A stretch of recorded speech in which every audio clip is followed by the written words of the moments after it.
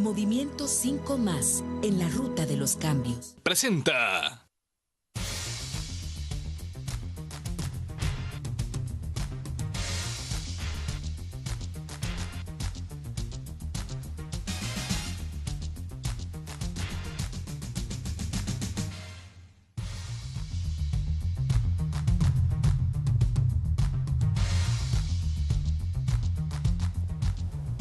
Buenas noches, El Salvador, bienvenido, gracias por estar con nosotros, una emisión más de Destino 5500. Hoy debatiremos sobre el tema de la seguridad pública del país con los asesores de los tres principales partidos políticos, los que tienen ahora una posibilidad de ganar la presidencia de la República de nuestro país.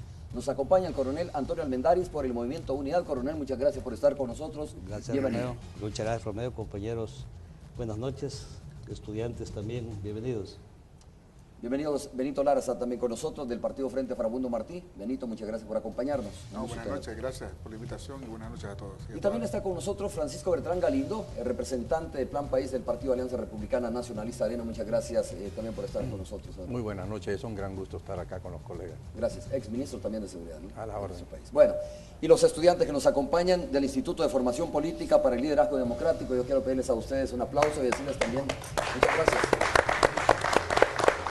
Muchas gracias por estar con nosotros y esperamos, pedimos las disculpas porque ya varios me han dicho por qué nos quedan de espalda los estudiantes, ¿verdad? O quienes nos visitan. Bueno, así fue diseñado desde el principio y pedimos disculpas por eso también.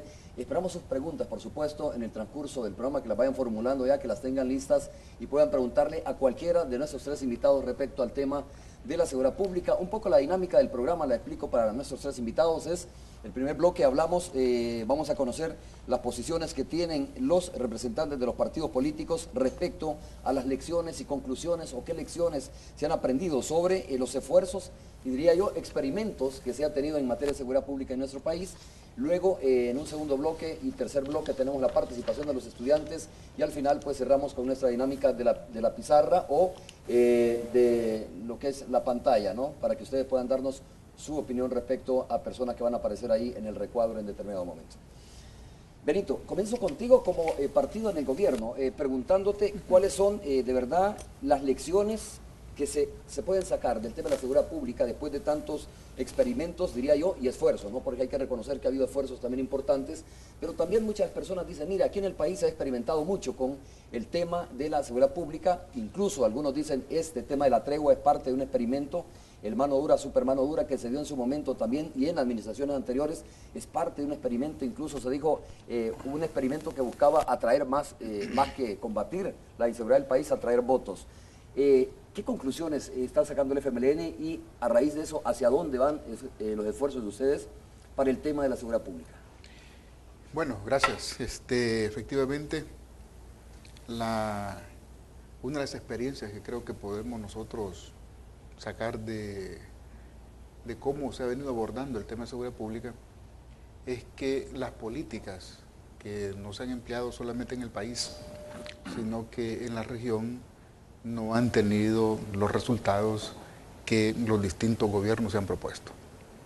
El plan mano dura no tuvo ningún resultado, el super mano dura tampoco, pero nos estamos topando en que hay una serie de políticas que no han sido propias del país, que también son fracasos. Por ejemplo, el combate al narcotráfico en el mundo entero, hay que decir, ha fracasado, de tal forma de que hoy instituciones como las Naciones Unidas, la OEA recientemente, sacan una serie de estudios que están planteando que hay que buscar otras alternativas.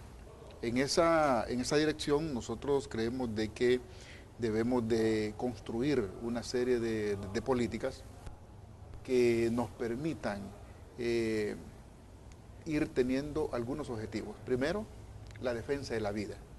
Creo que es un elemento para nosotros clave, la defensa de los bienes de las personas, la protección a las víctimas y buscar una serie de medidas que nos permitan fortalecer el Estado democrático de derecho.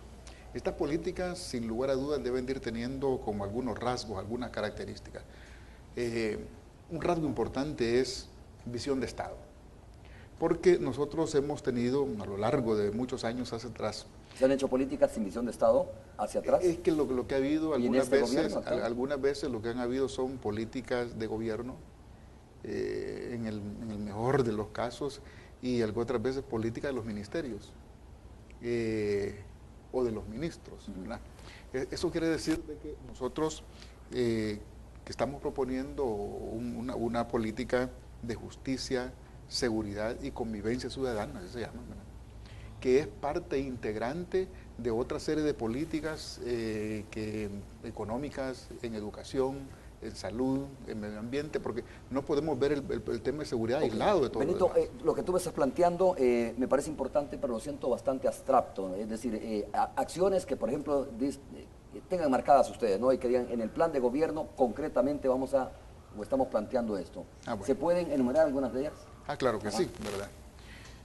Nosotros, sí, solo decirte una cosa primero, que sí es importante, ¿verdad? Esto que quizás por razones del tiempo no hay como para poder profundizar, pero cuando no tenemos claridad de las políticas y sus características, cometemos el error de irnos directamente al quehacer diario. Y cuando nos vamos al quehacer diario, sin tener un rumbo, sin tener un futuro, entonces algunas veces nos dejamos llevar reactivamente por los acontecimientos diarios, y ahí nos perdemos y no tenemos los resultados deseados. Digo, porque es importante ver ese tipo de políticas, sus características, etcétera, etcétera. Pero por supuesto, entrando a la parte que tú decís, que es importante entrar, porque un punto es cómo las distintas instituciones del Estado también se ponen en función del tema de seguridad pública. Entonces, entramos a la coordinación interinstitucional de todas las instituciones, más los privados también, que es muy importante. Todos sabemos, Cuando hablas de los privados, te refieres al sector privado. Al sector privado, la empresa privada, ¿verdad? Todos nos hemos dado cuenta del papel importante que juegan las iglesias de distintas denominaciones, ¿verdad? Y ONGs y otro tipo de instituciones que también pueden jugar un papel importantísimo. El rol protagónico que deben de jugar los gobiernos locales con sus propios liderazgos, ¿verdad?, territoriales. Eso implica de que hay que entrar en un esfuerzo grande de fortalecer las distintas instituciones del Estado que están encargadas o vinculadas al tema de la seguridad. Y debe haber coherencia en esto. Estamos en la lógica que debe haber una acertada coordinación, para poner un caso, un ejemplo, entre la policía y la fiscalía, para ponerlo. Se supone que debería existir ya, ¿no?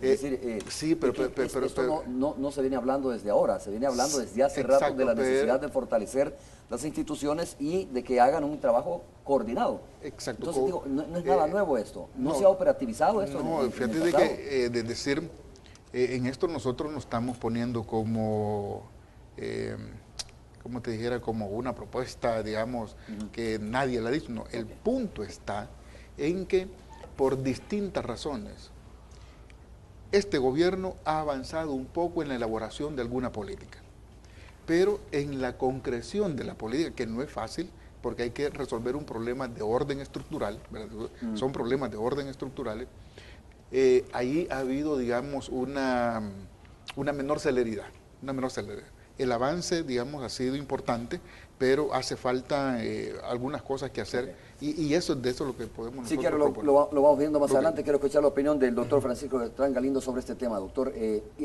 Arena de alguna manera ya ha estado, ¿no? Bueno, ya ha estado en el gobierno y ya ha desarrollado sus propuestas, sus iniciativas. Algunas, supongo yo, han dividido la opinión pública. Algunas han sido probablemente aceptadas y otras no muy aceptadas. ¿Qué están proponiendo ustedes ahora, tomando en cuenta ese análisis que tienen? Me imagino que en el diagnóstico hay mucha coincidencia, ¿no? Esto de fortalecer las instituciones, de hacer un trabajo interinstitucional, coordinar la fiscalía con la policía. Yo creo que eso es el análisis, digamos, en términos generales, que todos los partidos están haciendo. Sí, yo creo que en estas materias el qué es relativamente común para todos. Todos queremos que disminuya la delincuencia, que vivamos en una sociedad más en paz, que haya menos violencia social. Digamos, esos son como los deseos obvios de todos. Acá es un tema de cómo se hace, ¿verdad? Es quien tiene la mejor capacidad y los mejores conceptos para poder hacerlo. Gran parte de las limitaciones del modelo de seguridad del país después de los acuerdos de paz ha sido una visión ideológica altamente polarizada, igual que en otras materias, dentro de la vida política, ¿verdad? Eso nos ha afectado profundamente, ha hecho imposible formular una política de Estado, y hasta que no lleguemos a un acuerdo entre las fuerzas más representativas de la vida política y social del país en una visión ideológica única, va a ser bastante difícil que un solo gobierno pueda formular una política de Estado. Que eso no está planteado de aquí a los próximos 5 años. Yo creo que todos lo hemos puesto, porque todos decíamos que deba ser así. El asunto, un poco como nos está diciendo don Benito, que el gobierno de Funes, por ejemplo, formuló las políticas, pero entre que lo formuló y que aterrizaron hay un gran abismo, ¿verdad? Entonces, esta es la primera parte, y la cuestión fundamental es esperar que los operadores futuros del gobierno que gane efectivamente cumplan con estos presupuestos. Ahora, hablando ya en materia concreta del plan, en el enfoque nuestro lo hemos separado en dos grandes matrices, digamos. Uno, la cuestión institucional, entendiendo institucionalidad, el reordenamiento y la mejora de las entidades, es decir, la policía, los ministerios, etcétera. Y por otro lado, una reforma normativa, es decir, hay que reconocer que cuando nosotros estamos hablando jurídicamente de instituciones, hablamos de la ley, de las reglas de juego, de si se cumplen o no se cumplen, y es decir, esa seguridad jurídica que es tan fundamental para el país. Entonces creemos que hay que hacer ambas cosas, hacer una revisión de las estructuras fundamentalmente de la policía, de los ministerios, de la Academia de Seguridad Pública, que es el sector, digamos, que nos tocaría, pero por otro lado también un diseño de un sistema, y coincido en esto con don Benito, de que debe ser un sistema integrado. Es decir, donde toda la política pública vaya detrás o a la par de la política de seguridad. Y esto es importante porque llegar y solo poner policías o llegar o solo poner vigilantes en las comunidades que están bajo control de las pandillas, recuperar los territorios. Hay que recuperar el territorio, pero no en sentido militar únicamente. Tiene que ser recuperarlo como una estructura social, como un nuevo control ciudadano del territorio. Perdón que diga lo siguiente, pero tengo la impresión de que se plantea como, mire, algo tenemos que poner en el plan de gobierno, pero mientras no nos pongamos de acuerdo, como dice usted, bueno, mientras no nos pongamos de acuerdo y sean políticas de Estado, difícilmente un solo gobierno o un gobierno va a enfrentar el tema de la delincuencia. Exactamente, es decir, vamos a ver, un gobierno puede ser muy eficiente en sus propias políticas, y tenemos casos de eficiencia de un solo gobierno, pero ¿qué es lo que pasa? O nos quedamos a nivel de una política de ministro o una política de gobierno, y en cuanto cambian los funcionarios, en cuanto cambia la estructura del gobierno, cambia la política. Y entonces, ese es un tema fundamental. Yo creo que eso es quizás la tarea más importante. Pero ¿Cómo describiría entonces, doctor Francisco Beltrán Galindo, estos intentos o este esfuerzo que se plantea en determinado momento en los territorios libres de violencia o territorios de paz? ¿No es ya un ensayo en ese tipo o en ese sentido? Yo creo que todo lo que se ha hecho son ensayos. Lo que hay que ir viendo es qué de lo que se ha hecho hay que rescatar. Por ejemplo, el empoderamiento del gobierno local en relación a su territorio y su población, a mí me parece fundamental. Eso es básico. Pero vaya, eso estamos viendo algunos experimentos. Yo no coincido con todo el enfoque de los pueblos seguros, pero es un enfoque y hay que respetarlo, hay que estudiarlo. Pero hay un punto que quisiera decir antes de terminar esta parte, y es que esta política de coordinación, que es tan fundamental, no puede ser hecha si no lo definimos con un liderazgo presidencial incuestionable. O sea, el presidente que llegue, si quiere que trabaje su política de recuperar el territorio, tiene necesariamente que ser él el líder, no su ministro, ni no su conjunto de ministros, es él. ¿Por qué? Porque lograr la coordinación entre un ministro de Seguridad, con un ministro de Defensa, con un ministro de Salud, con un jefe del FIDL, con un jefe del MOP, eso a nivel de ministro no lo puede hacer, ¿verdad? Vamos a ver, coronel Almendaris, ¿cuál es la posición de Unidad? Sí tengo en el registro que Unidad, entre otras cosas, ha planteado la utilización de la seguridad privada, ¿no? Se ha mencionado, por lo menos lo dijo Elías Antonio Saca, cuando estuvo hace pocos días en la entrevista en la mañana, decía, nosotros sí queremos vincular los vigilantes, el tema de los vigilantes con la seguridad de los ciudadanos. Aumentar la cantidad de policías, decía. Ya lo dice la ley de servicios de seguridad privada, de la colaboración que tienen que tener estas instituciones, tanto las de privada como las estatales, en lo que es la seguridad. O sea que eso es nada más un agregado. ¿Están obligados los vigilantes? Están, bueno, además de que como cualquier ciudadano actuar en flagrancia, también de informar de cualquier hecho delictivo de que en producto de su trabajo logran recabar, más que todos los investigadores de seguridad privada también que existen. En el caso de nosotros, lo que hemos visto y hemos observado de varios gobiernos es el hecho de que lo que es la política criminal tiene que ser tomada como un todo, en forma integral, desde la prevención, desde el combate a la delincuencia, la rehabilitación y otra cosa que la reinserción. Pero vemos que muchas veces se le ha dado más énfasis al combate, pero no a la rehabilitación y la prevención. Esto es, la delincuencia es como una epidemia, que al mismo tiempo que se está combatiendo a los síntomas, tiene que estarse previniendo que se contagie más gente, tiene que estarse rehabilitando, y esas personas que se rehabiliten, que no se queden en la cama, no se queden en el hospital, no, que salgan también a trabajar. Coronel, y esto es problema de que no se tiene la voluntad política o no se tiene el presupuesto para entrarle más fuerte a la mano de la prevención, por ejemplo. Yo siento en la parte delincuencial. No, yo siento que ha sido un mal enfoque o una mala actuación en ese aspecto. Y al mismo tiempo también no quedarse sujetos a un plan, y que si, aunque el plan no dé resultado, pues como es tomarlo como una cosa, de un punto de honor.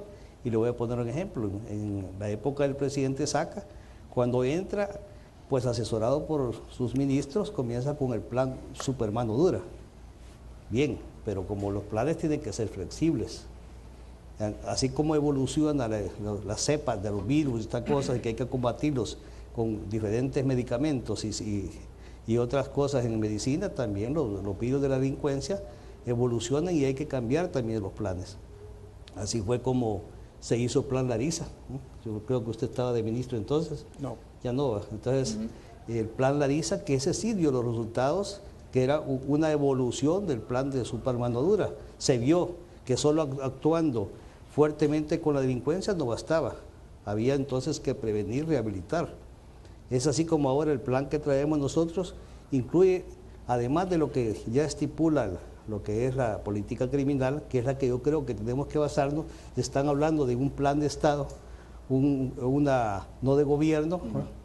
Y entonces la política criminal se usa en todo el mundo y en toda situación, y ya sea para delincuencia común, narcoactividad, maras o pandillas. Este es lo que se debe de copiar en todas partes, solamente de rellenar. Por ejemplo, tenemos la prevención, que lógicamente es para evitar que, junto con los ministerios de educación y otros ministerios que estamos hablando, que esto no solamente es de seguridad pública. Claro, un problema estructural, como exacto, decía. Entonces, es que hay un tema, Romeo, y es que cuando nosotros hablamos de prevención, todo es prevención. Aún el que la policía haga bien su trabajo es preventiva, o disuade, o previene futuros delitos de los que se capturan. Lo que tenemos que entender es que la prevención no es trabajo de la policía en el concepto, es un tema del Estado, porque se previene con salud, se previene con formación en valores en las escuelas y las iglesias, se previene con desarrollo urbano, creando las oportunidades para los muchachos. Es decir, prevenir no es un tema de seguridad pública, sí, claro, en el concepto. No es un tema solo de presencia, pero es importante. Por eso nosotros lo tomamos así, viendo desde el punto de las familias. Si alguien tiene un pariente, amigo, o sea, más bien dicho, comencemos, porque si nuestros hijos, nuestros nietos, no queremos que sean delincuentes, tiene que haber programas desde la escuela. ¿Se recuerda usted que nosotros proponíamos inclusive el estudio de leer la Biblia, la lectura de la Biblia en las escuelas? ¿Qué mejores valores que esos, ¿va? Pero todavía está pendiente eso. Pero entonces se trata de que nuestros hijos, nuestros nietos no sean delincuentes. ¿Qué acciones a tomar? Los ministerios, los diferentes ministerios para eso. Luego viene la protección ciudadana, que si bien es cierto, es parte de la prevención y del combate a la delincuencia, pero estamos hablando de la participación ciudadana en la medida que se vayan controlando los territorios actualmente atemorizados por las maras o por la delincuencia, que esta misma gente organizarla para que ellos no que anden con un fusil combatiendo, pero sí se toman los centros de recreo, se toman las casas comunales, de tal manera que... ¿Civiles armados está proponiendo? No, por eso lo dije, no estoy hablando de gentes armadas, sino que de esta gente, dueños de las colonias, comiencen a tomarse mediante programas sociales, deportivos, culturales. Los espacios públicos. Los espacios públicos. Es una propuesta que hizo, incluso que la experimentó mucho aquí en el país, Naciones Unidas, a través del PNV, en varios lugares. Aquí ya se ha hecho. A desarrollar una campaña de esa en San Salvador. Pero lo que pasa es, hay varias pero lo que pasa es esto, no es lo mismo que llegue, como hacían la Comisión de Seguridad, que llegue ellos a armarla, a que sean los mismos vecinos que se comprometan a hacerlo. Luego tenemos el combate a la delincuencia. Aquí lo que ha fallado es dos cosas. Tenemos en la policía, yo siento que la policía nació mal, ¿no? Nació mal, y el problema es que tenemos en la policía, yo digo, dos tipos de policías. Los policías que salen de la Academia de Seguridad Pública y con el espíritu de servicio y sacrificio, y los que trabajan de policía, que son aquellos que han buscado el lugar solamente para tener una fuente de trabajo, ¿no? Entonces, ahí vemos que mucha gente se queja de que la policía no hace su trabajo. Entonces, ¿de qué sirve tener 20.000, 30.000 elementos si en la verdad tenemos 6.000, 8.000? Okay. Bien, después tenemos el apoyo a víctimas. Pero en apoyo a víctimas estamos hablando no de la protección de víctimas testigos, sino que de aquella persona que fue objeto de un hecho delictivo, y tenemos que darle también a eso una rehabilitación, un apoyo psicológico, un apoyo también de tal manera que esta persona no quede de dos formas: o cohibida, atemorizada, que no salga de su casa, o que quede con odio, queriéndose vengar de los victimarios o de la delincuencia, y que se vuelve también un problema. Y por último, la rehabilitación y la reinserción. Ok, si quieren hacemos la primera pausa comercial, y es que lo que pasa es que, digo, un poco con experiencia, ¿no? De que tiene uno de estar en esto. En este país hemos escuchado de todo. Por eso decía al principio, no es la primera vez que escuchamos que deben de vincularse las municipalidades o que las alcaldías deben de trabajar en el tema de la prevención. No es la primera vez que escuchamos que hay que fortalecer las instituciones, la investigación, la fiscalía, dotar de mejores recursos a la Policía Nacional Civil. No es la primera vez que hablamos de coordinar los esfuerzos interinstitucionales en este país. Lo vengo escuchando desde hace 10, 15 años, entonces uno se pregunta, bueno, ¿por qué no ha funcionado realmente esto? Es correcto. O sea, ¿por qué se ha puesto en el debate esos temas que son importantes, pero al final, no han venido funcionando o no se han puesto en marcha? Me imagino que Benito tiene su posición respecto a esto, porque cuando hablamos un poco sobre los territorios que se están interviniendo, tú decías, ya se está haciendo. Vamos a hacer la pausa, ¿les parece? Cuando regresemos retomamos el tema.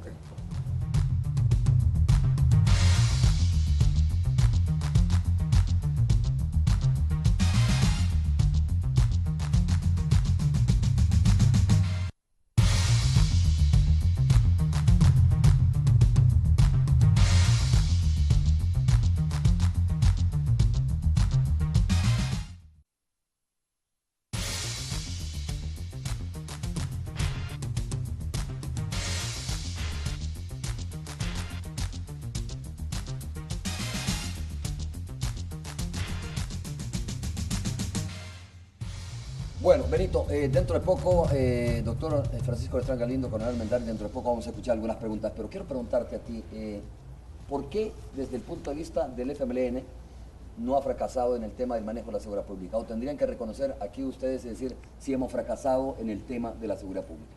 No, yo lo que creo es que este gobierno hizo una buena formulación de la política.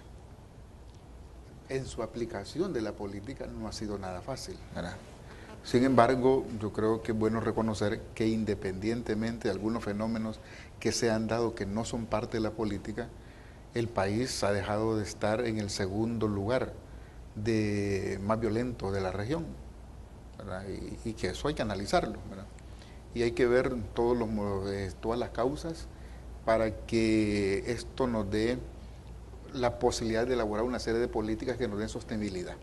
Y en eso decir lo siguiente, mira, nosotros necesitamos, o el Estado necesita, avanzar más en el control territorial. Eso es clave. Y avanzar en el control territorial implica la presencia del Estado en el territorio, de las distintas instituciones. Esto no podrá ser, digamos, no podrá tener un resultado duradero, permanente, si no se involucra la población. Es clave entonces la participación ciudadana organizada, ¿verdad? Es un elemento, a nuestro juicio, fundamental. ¿Ustedes lo están haciendo como gobierno en este momento? Es correcto, hay esfuerzos. Y hay resultados, ¿verdad? Hay resultados. Lo que pasa es que esos resultados que son pequeños hay que extenderlos al territorio. Santa Tecla es uno de ellos, ¿verdad? Han habido otros esfuerzos en Apopa, en Los Ticales, Tonacatepec, en el Distrito Italia, que han tenido sus buenos resultados, pero que ahí han habido algunos fallos en darle continuidad. En ese sentido, yo digo, hay algunos esfuerzos que han tenido algunos resultados ya. Pero se trata, sin lugar a dudas, de articular una serie de políticas ahí en el territorio. Por eso es que nosotros estamos planteando también cómo avanzar en un sistema de seguridad ciudadana. Tú dices, formulamos la política, pero fuimos incapaces de alguna manera, o no hemos sido capaces de articularla o de ponerla en marcha. No estoy hablando de incapacidad. Ya. El problema es que no ha sido fácil. El problema es que el resultado de una política vos no la ves de la noche a la mañana.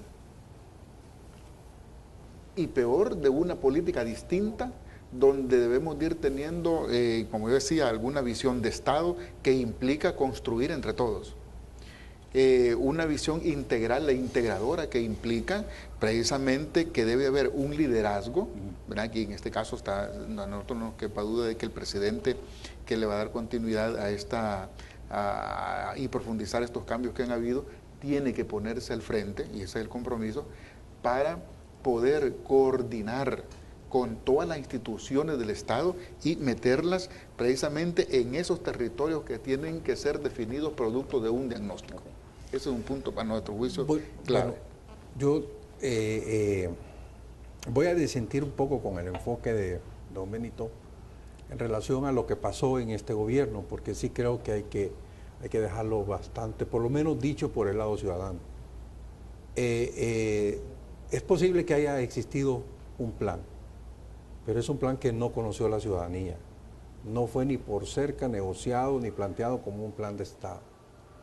De hecho, lo que hemos visto es una falta de políticas vista desde fuera del gobierno. Es decir, el gobierno, usted recordará, hubo un gabinete que fue el primer gabinete, que fue el que habló de las autopistas, de oportunidad para los presos y todo ese tipo de cosas, que me explicaban algunos comisionados de la policía que eso les había causado un problema inmenso operativamente. Y luego cambia el ministerio, entra un nuevo ministro que dijo que iba a meter el ejército a las cárceles y que iba a hacer una cuestión, y en cuestión de 6 meses se estaba haciendo la tregua, que después dijo que no era tregua, pero que sí era tregua, y hoy resulta que hasta él mismo estaba interfiriendo en las decisiones. Entonces, eso yo no lo puedo llamar una buena gestión pública. Definitivamente no puedo hacerlo.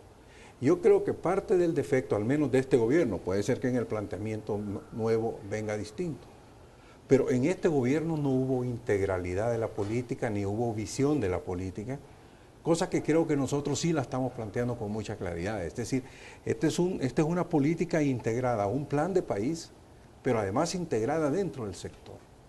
Y esto es fundamental porque pensar en hacer una política de seguridad pública solo por el efecto policial o por el tema de las cárceles o la mera política criminal, como decía el coronel, no nos va para nada si no la integramos a un concepto de país.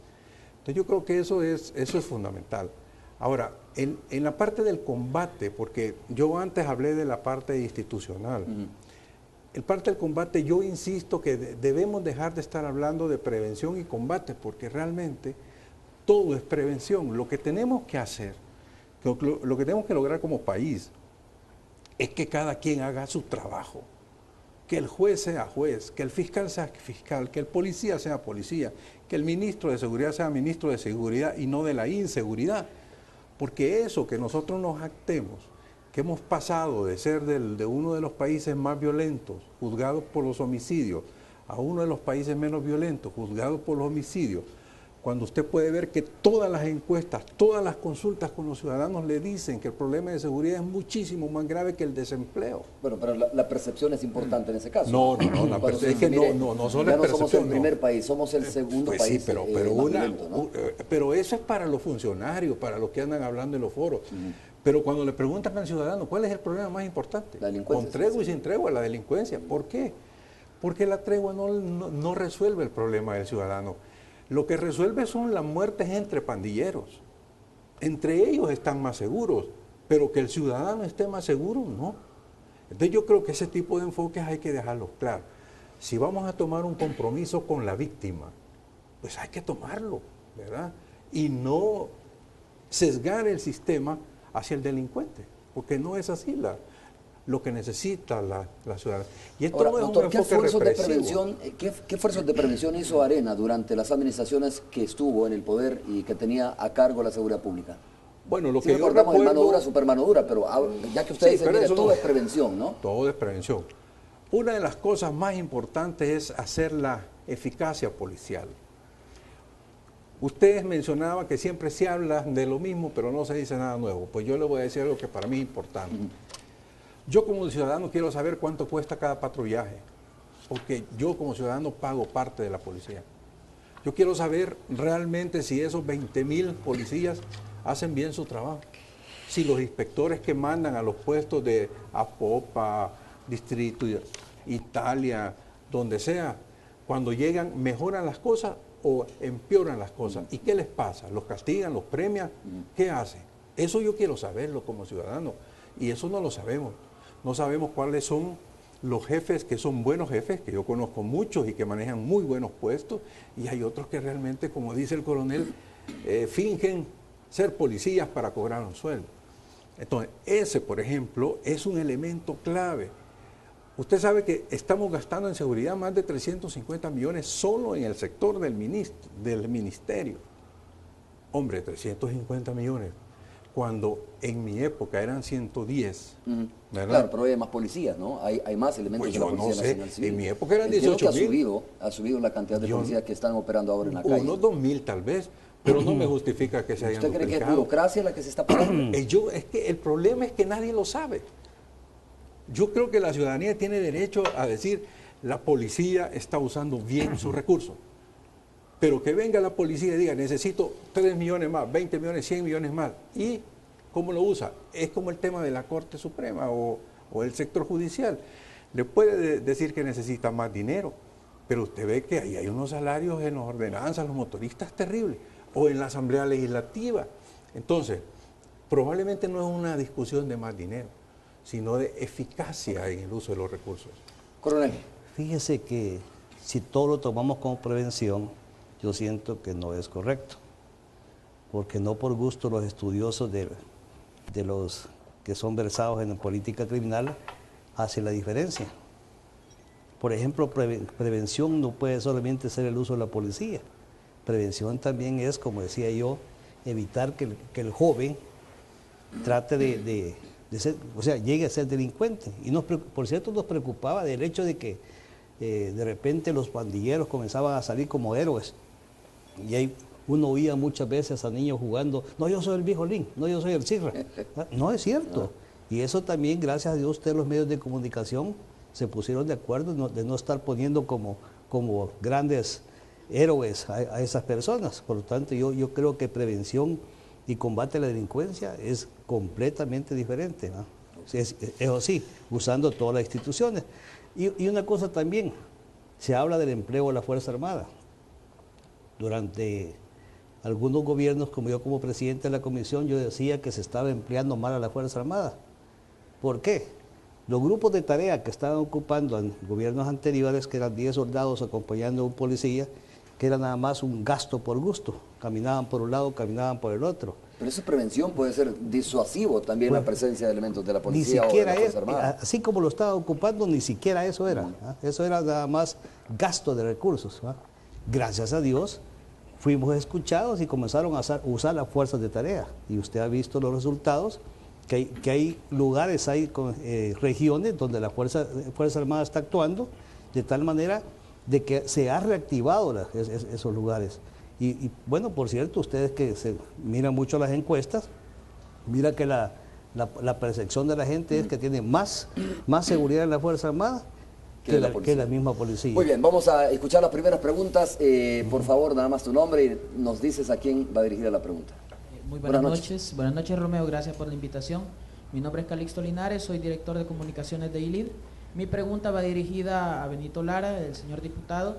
Me gustaría saber qué experiencia le dio al FMLN y que sea distinta en la propuesta que presentan para combatir la corrupción, porque es importante decir de que no importa que se refuerce la policía, que salga la Fuerza Armada, si siempre los jueces a las 72 horas están sacando a los criminales otra vez. Okay. Benito. Bueno, miren, yo creo que la pregunta es oportuna, porque parte de la política tiene que ver con reforzar las estructuras de las instituciones que son encargadas del control de las mismas. Y no solo las estructuras internas, sino que debe haber un control también social. Perdón, Benito, que eso tiene que ver con lo que estaba diciendo el doctor Francisco Bertrán Galindo, que a mí me gustaría saber, ¿no? Es la misma duda que tiene nuestro amigo que acaba de hacer la pregunta y dice, a ver, ¿cómo están ustedes socando tuercas para el tema de la corrupción? Correcto, pero solo quería hacer esa precisión. Dos cosas. Un tema tiene que ver con la transparencia, ¿verdad? Con el acceso a la información. De eso, pues bueno, hay una ley que podemos recurrir. Ahí está, ¿verdad? El tema que se está planteando es cómo nosotros debemos de tratar de que el resto de instituciones se mantengan sanas. Y hay que hacer una política de depuración permanente de todas las instituciones, de la Fiscalía, del sistema judicial, de la policía misma. ¿Por qué razón aquí en este país cerca del 3% de todas las denuncias que van a la Fiscalía llegan a sede judicial?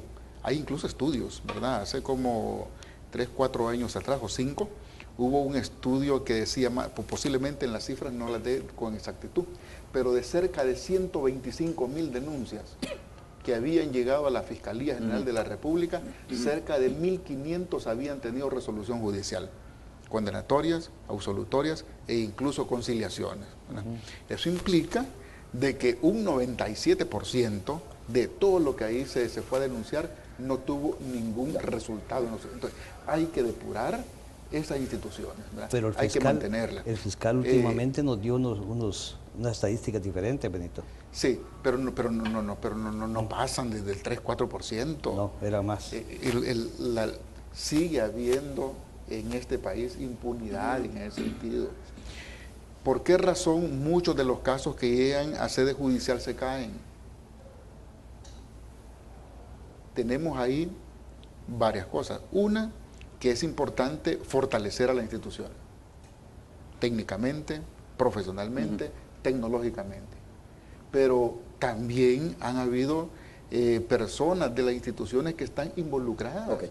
Benito, tengo que darle espacio a otro de nuestros amigos que están en ese momento para que puedan preguntar, ¿no? Para que puedan formular su pregunta a los invitados. Buenas noches. Buenas noches. Mi nombre es Javier Mejía. Mi pregunta es para el señor Galindo. ¿Cree que invertir más en la policía para combatir la delincuencia funcionaría en vez de invertir más en infraestructura educativa?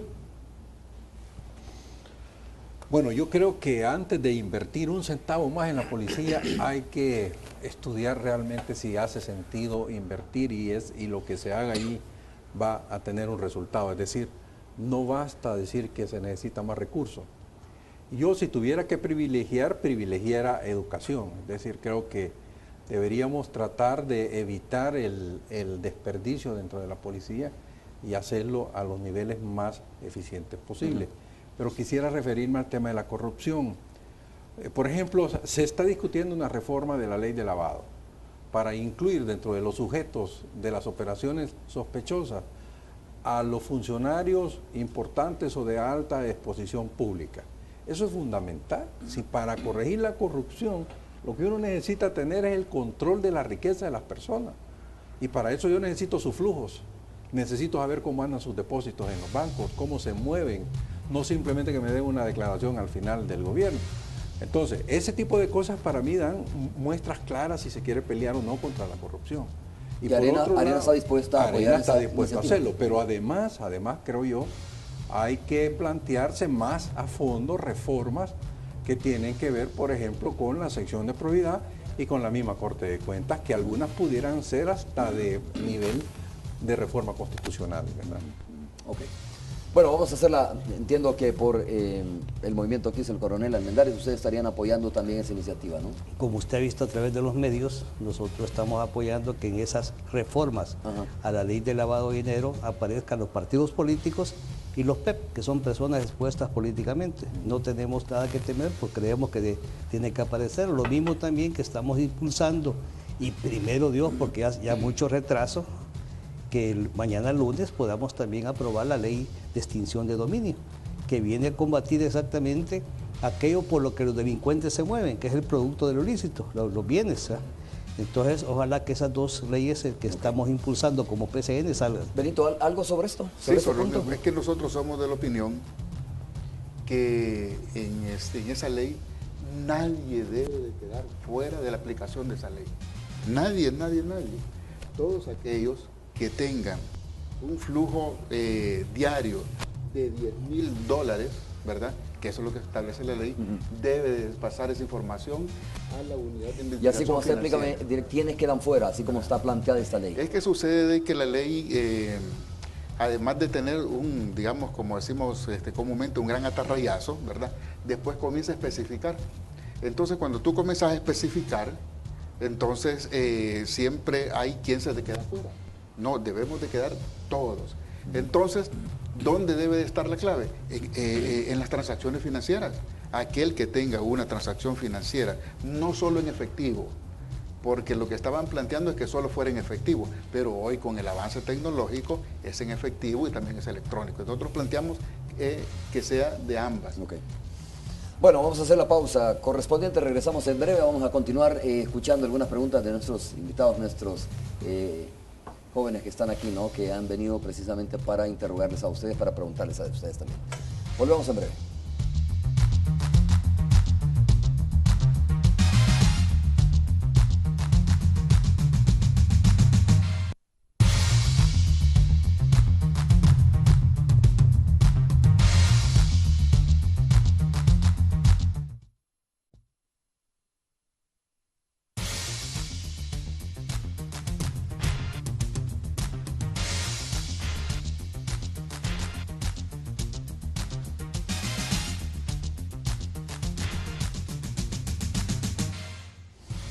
Bueno, están con nosotros esta noche jóvenes del Instituto de Formación Política para el Liderazgo Democrático, así que vamos a escuchar a continuación a alguien más que está listo para preguntar. Tu nombre, por favor, y igual, ¿no? ¿A quién va dirigida tu pregunta?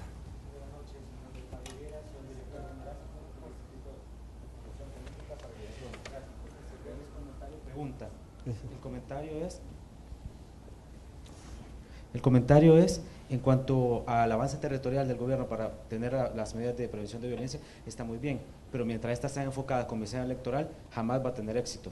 También en cuanto al comentario del coronel Almendares, de probar con medicinas, como hacen los médicos, es comprobado que cuando un médico descubre cáncer, no trata el mal, lo extirpa de inmediato. Quisiera hacer la pregunta para los tres en cuanto al tema de la legalización de las drogas a nivel regional, a nivel centroamericano. ¿Qué opinan como medida para combate al narcotráfico? Muchas gracias. Ok. Mire, con respecto a eso, ya también es algo que no solamente del ámbito salvadoreño, no solo el país. En varios foros que hemos participado, por cierto, con el diputado Benito Lara, hemos hablado del combate que se le hace a nivel internacional. Y comentábamos que el error que están cometiendo los países que apoyan el combate a este flagelo, lo están haciendo mal. ¿Por qué? Lo están haciendo en Colombia y lo están haciendo en México. Y al igual que las plagas, ahí donde están fumigando, lógicamente puede disminuir.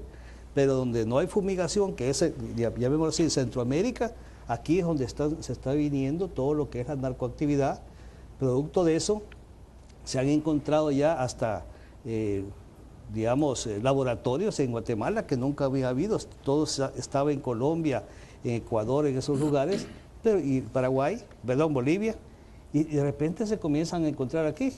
Se comienza a ver también, a pesar de que se decía de que no se creía que había tráfico en el Pacífico, solo en el Atlántico, pero ustedes miran en la calle de que hay jóvenes que están consumiendo, droga que antes era de uso privativo de gente de mucho dinero. Entonces significa que hay sobreoferta sobre la demanda, por lo tanto se abarata. Entonces, si bien es cierto, nuestras unidades tienen que, hacen lo mejor que pueden y han hecho, y yo felicito a la unidad antinarcóticos de la policía, que no solo en este pedido presidencial, no que los anteriores han venido haciendo capturas bastante grandes, pero los felicito más con los medios que tienen, porque tienen que combatirse antes que entre, no tenemos cómo cuidar el mar territorial. Ahora, coronel, usted dice que la colaboración de los países no ha sido la correcta. Yo no le llamo... ¿No está bien que haya intervenido, por ejemplo, en Colombia, en México? No, yo no le llamo colaboración, porque colaboración es cuando a usted le pasa el problema. No, la colaboración la estamos dando nosotros, para que no llegue a donde ellos... eso es el objetivo final. Y solo lo están haciendo en Colombia y en México. Y aquí prácticamente no se dan los medios suficientes, y con lo que contamos versus lo que los narcotraficantes tienen producto de la droga, estamos distantes de poderlo combatir. Como era una pregunta para los tres, antes de ir a la dinámica de la pantalla, doctor Francisco Bertrán Galindo, ¿cuál es su opinión respecto a la pregunta? Bueno, yo creo realmente que hay un desbalance en esto, ¿no? Entre la necesidad que tienen los mercados desarrollados de que no les llegue más droga y los recursos que aportan para ese combate para que no les llegue. Obviamente la solución conceptual está en que estos países dejen de consumir droga para que no haya demanda de la droga. Porque lo que sucede es que estos países, los países pequeños como los nuestros, lo que les toca poner es el pecho en una batalla en donde llevan las de perder, porque las cantidades de recursos que manejan estas bandas que mueven droga es un negocio tan rentable que la capacidad de corromper a oficiales de policía, al sistema judicial, al sistema judicial, inclusive parlamentarios, es muy alta, y entonces, claro, las instituciones sufren mucho. Y muchas veces por estar protegiendo esa corrupción, se montan alrededor otros anillos de corrupción y otros problemas que vuelven a los estados inoperantes. Entonces, yo sí creo que es un tema que necesita repensarse. No estoy seguro que la solución sea legitimar la droga, no creo que ese sea el punto, pero sí que el enfoque metodológico debe pensarse. Benito. Debe de haber un enfoque distinto al enfoque eminentemente represivo. Y está claro de que el Plan Colombia como el Plan Mérida han fracasado, ¿verdad? Han fracasado completamente. En Estados Unidos hay un consumo de 22.6 millones de personas que consumen drogas diarias. Son cerca de 40 millones de dosis diarias que se consumen. Entonces, mientras esté ese mercado, entonces habrá producción en el sur. Aquí lo lastimoso es que nosotros, que estamos en una posición geográficamente privilegiada para otras cosas, estamos en el centro. Estamos en el centro. Yo también no creo que la mejor medida sea la legalización, pero sí creo de que una de las medidas que debemos de tomar son distintas en relación al que consume, ¿verdad? No hay que tratarlo exactamente como un delincuente, pero hay que darle también oportunidades en las comunidades, oportunidades de empleo y de todo tipo de programas sociales a la juventud. Muy bien, vamos a terminar este bloque haciendo la dinámica de la pantalla. Vamos a pedirle al coronel Antonio Almendaris que se posicione cerca de la pantalla. Ya aparecen 6 números. Coronel, usted toca el que guste y nos da su opinión respecto a la persona que le va a aparecer en ese lugar. El número 3. Vamos, el número 3 es Manuel Melgar. Bueno, yo tuve el privilegio. Se queda ahí, coronel, para que pueda después hacer otra vez la acción. Ajá. yo tuve el privilegio de trabajar con Manuel Melgar, ¿verdad? Digo privilegio porque cuando llegué a la Asamblea Legislativa, pues él es una persona que se preparaba tanto para las intervenciones que me obligó a mí a leer más también. Durante su época como ministro de Seguridad Pública, al igual que al doctor Beltrán Galindo, le ofrecí también mi asesoría, mi apoyo, tanto en mi experiencia como policía, como también como legislador. Y lo considero, aunque dicen que en política los amigos son de mentira y los enemigos son de verdad, lo considero mi amigo. Ok, quédese ahí, coronel. Uno más, vamos a ver un número más, coronel, que toque usted en la pantalla. Y luego, pues, obviamente va a aparecer ahí. De nuevo una fotografía, el número 4. Vamos a ver, el número 4 es Douglas Moreno, ex viceministro de Seguridad. Bueno, me ha tocado. Estuve el domingo pasado con él. Tiene suerte de coronel. Y nos sorprendió a los que estábamos en ese foro, porque cuando todo el mundo habla de las treguas, y nos sacó una verdad, dijo, usted no puede hablar de la tregua, nos dijo a los que estábamos ahí, porque no la conocen, no saben qué es. Y le tuve que dar razón. Qué bueno que él nos lo explicó.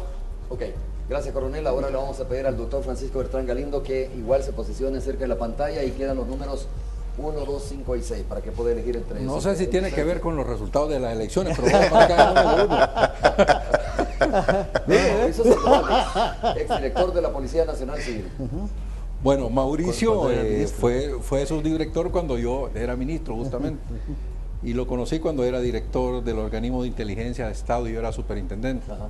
Realmente tengo un altísimo concepto de él, es sumamente profesional. Y creo que es de las personas que mejor conoce toda la formación, quién es quién dentro de la policía y todo el concepto operativo de la seguridad. Vamos a volver otra vez. Doctor, el 2, 5 y 6, usted puede elegir entre esos tres el que guste. Voy a dejarle los otros a don Benito. El número 5, el padre Eduardo Colindres, ¿no? Ex mediador de la tregua. ¿Por qué digo ex mediador? Porque ya no se le ve al padre Colindres. Pero creo no se ha salido. ¿No se ha salido? No. Pero bueno, ahí Bueno, está. yo creo que es un hombre altamente con una misión pastoral bastante seria y la respeta muchísimo. Creo que su participación dentro de todo este concepto hacía todo el sentido del mundo, porque cabal, la parte de que las dos pandillas dejaran de matarse era importante porque al final son seres humanos que se mueren, aunque sean delincuentes. Entonces yo creo que responde mucho a lo que es una labor pastoral. Muy bien, vamos a hacer la pausa comercial correspondiente. Cuando regresemos es el turno de Benito, ¿no? Que debe estar sacando, porque todos están vinculados al tema de la seguridad, debe estar sacando conclusiones. ¿Quiénes son los que podían faltar en ese cuadro? Prepárese para Raúl Mijango. Volvemos, vamos a hacer la pausa.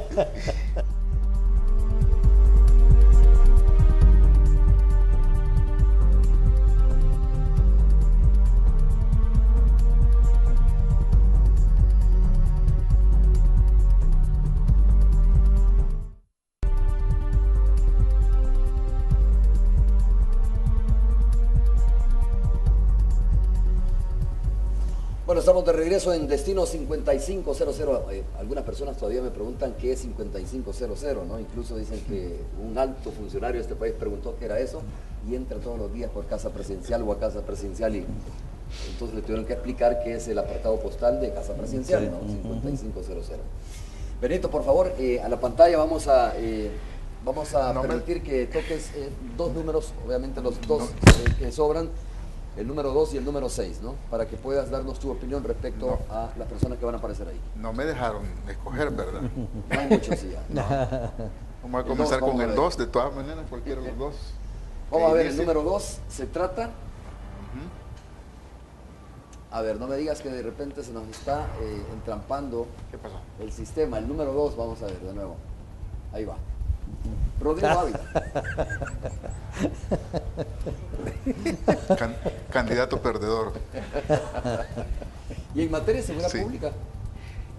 Yo creo que hizo un esfuerzo en la policía, ¿verdad? Pero no logró desarrollarla a los niveles que necesita el país. Ok, Benito, y ahora en el otro número es el número 6. Vamos a ver quién aparece cuando tú toques ahí la pantalla. En el número 6 está el padre Toño. Fallamos. Padre Antonio. El Padre Antonio es una persona que tiene un trabajo social muy importante. Si hay personas en este país que también conoce el tema de pandillas y cómo abordarlo y tiene idea de cómo abordarlo, es el padre Antonio. Gracias, Benito. No estaba ni Guillermo Payés, ni estaba Raúl Grijalvo, ¿no? Sí, fallamos. ¿Ah? Sí. En trato hecho hubiéramos perdido. Quiero terminar preguntándoles la tregua, opinión ya para terminar el programa. La tregua pasa por la mente como una pieza estratégica para poder resolver el tema de la seguridad pública para el Partido Arena, por ejemplo, doctor. No, yo creo que la tregua hay que tomarla por el momento como un hecho dado con el que hay que lidiar. Es decir, no se puede manejar irresponsablemente.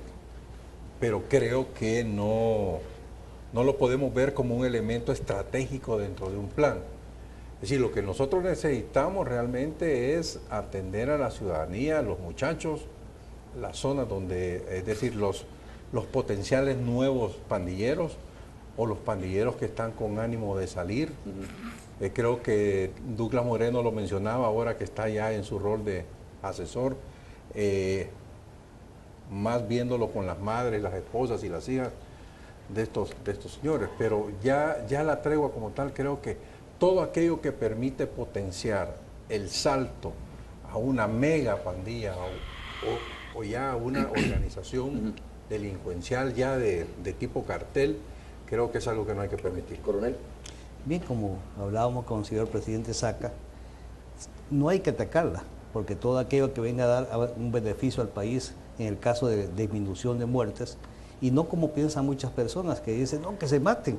No se ponen a pensar que las organizaciones delincuenciales o cualquiera, cuando es diezmada, tienen que restituir a esas personas, y ahí vienen los reclutamientos forzosos y todo eso. No, además son vidas humanas. Lo que hablábamos nosotros es desarrollar lo que dice el artículo 10 de la Ley de Proscripción de Maras y Pandillas, pero para aquellos delincuentes que quieran abandonar, que quieran desertar, pues ayudar, a extender la mano para ayudarles. En otras palabras, no se tiene que privilegiar al delincuente. Al delincuente lo vamos a combatir con toda la fuerza de la ley, con todas las instituciones que tiene el Estado, pero al mismo tiempo dando la oportunidad que se rehabilite. Ok, Benito, terminamos contigo. Tu opinión respecto a este tema. Nosotros hemos considerado que el concepto tregua no es el mejor. Es un acuerdo entre ellos que ha tenido un resultado de disminución sustancial de los homicidios en este país. Y nosotros no podemos también poner las esperanzas en que ahí se solucionen todos los problemas de seguridad. El Estado debe de darle oportunidad a los jóvenes, debe desarrollar programas de orden social. Por eso nosotros tenemos la ampliación en el próximo gobierno de las escuelas inclusivas a tiempo pleno, que ya hay, ¿verdad? Pero esperamos que se llegue a unos 1.500. Este gobierno ha dicho, nosotros hemos facilitado, ¿no?, esta tregua entre las pandillas. Pregunto, ¿continuaría el próximo gobierno, en caso de que ganara el FMLN, con este concepto de facilitar? Yo creo que cualquier gobierno debe de garantizar la disminución de los homicidios en este país.